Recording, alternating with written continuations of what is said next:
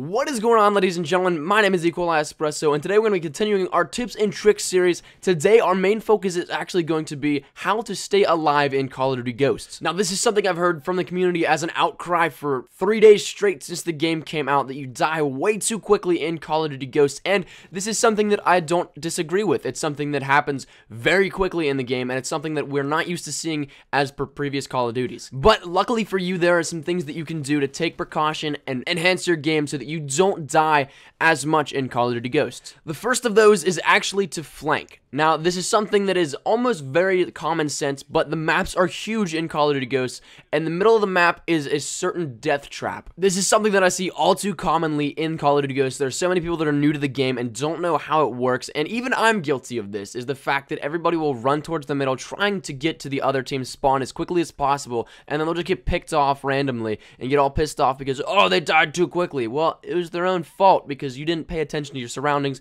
you didn't play it safe, you just ran headlong into enemies aiming down sight at you. As per flanking, make sure you use an AR because ARs are the main focus of this game. They are the definite powerhouse of the guns, and they can get these long-range kills that you need to when flanking, or they can be in close quarters engagements if you run into somebody on the outside as well. The next two things that I'm going to talk to you guys about are actually very, very important, and it comes as no surprise that they are. The next two are to win gunfights and to make sure that you have the first shot. Now, we're going to start off with winning gunfights. Accuracy is absolutely everything in this game. It takes so little bullets needed to kill.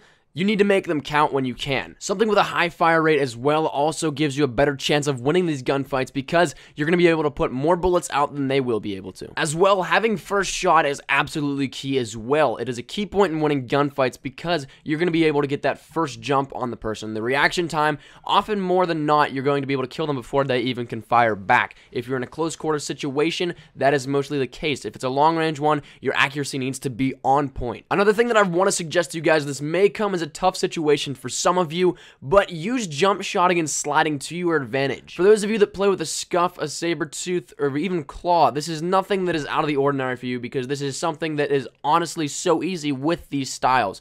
But for those of you that don't, it is something that is very, very effective and can be used to win a lot of gunfights and to decrease the percentage of the body that the enemy has to shoot at. And to show an example of what I mean, from an enemy standpoint, would you rather be shooting at somebody stationary or somebody that's sliding and or jumping around in midair? That's obviously an easy choice that you'd pick the person that is stationary because they're so much more easy of a target to pick off. Now, for the majority of you that don't have a Scuff, a Saber-Tooth, or any sort of programmable controller, this is something that is going to come as a learning experience. It's going to come something that you have to practice. And for those that this covers, I would really highly suggest you guys going into games and practice tapping the A button while moving around in midair trying to dodge situations. This is something that it's going to be rather difficult to get used to, but it will help tremendously. Now, the last tip that I have for you guys to not die so much is to play objective game modes and to be able to control the spawns, because the games like TDM and Cranked, well, the spawns are sporadic and you're going to be able to die